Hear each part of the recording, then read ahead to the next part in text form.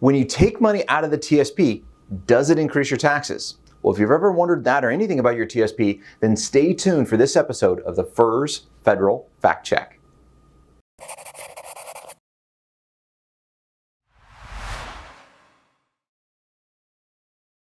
Today we have a great question from Peter, and he talks about taking money in the TSP, but not just taking money out of the TSP. What are you going to do with it, like paying off your mortgage?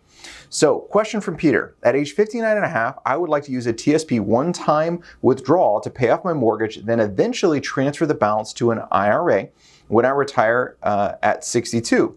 Does the amount I withdraw directly add to the amount I'll earn, as it's totally going to be growing for the basis of my tax bracket? Should I take out increments small enough not to put me in the next higher tax bracket? You know what? This is a great question, Peter, and it's a little bit of a depends question, right? Because with the TSP, there's two types of TSP accounts well, three if we include military, but we're just going to stick to civilian side. We're going to say two types of TSP accounts you could possibly have. You get a pre-tax TSP or Roth TSP funds. Well, pre-tax TSP funds are just that. They're pre-taxes. That means when you pull out those funds, you have to pay taxes on that money. There's also Roth money. Roth money is 100% tax-free, assuming you've had that TSP account for Roth TSP account for 5 years and have reached age 59 and a half.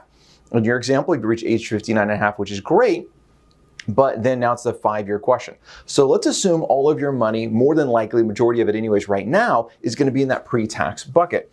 So if we had an account, and our tax buckets, right, that we like to go through. So we have a tax deferred account and we have your TSP. And inside of that, let's just say we have $500,000.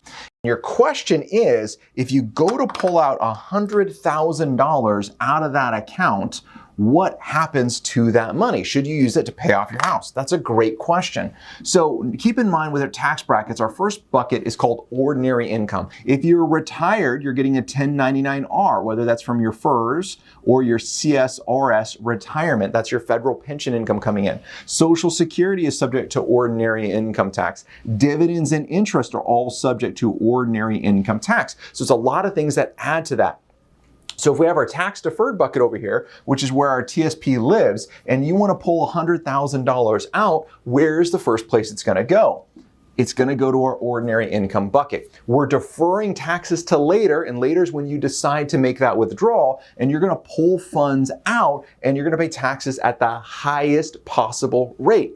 So this is a really interesting question. Say, should I take money and pay off my house? Now, Peter, on our website, we have a whole article, a white paper that I've written on should you or shouldn't you pay off your house. We have already emailed that to you as thank you for submitting this question. So it's going to really outline that. And I make an argument for, depending on the size of your balance, maybe you shouldn't pay it off all in one lump sum.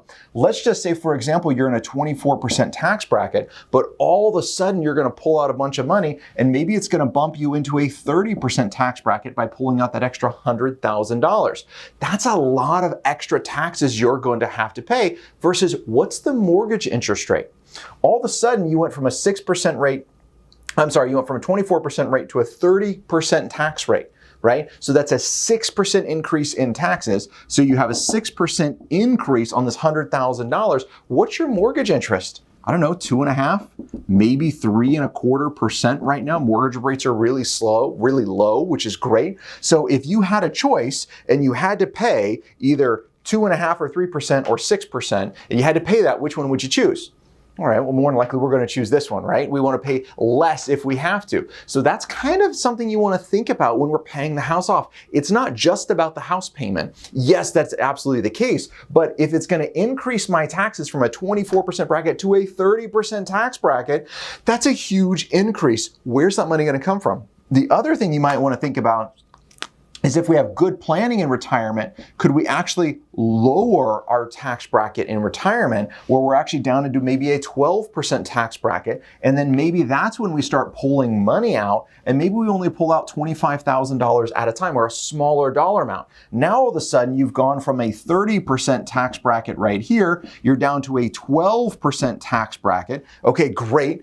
What would you rather pay? Out of $100,000, would you rather give $30,000 to the IRS or $12,000 to the IRS?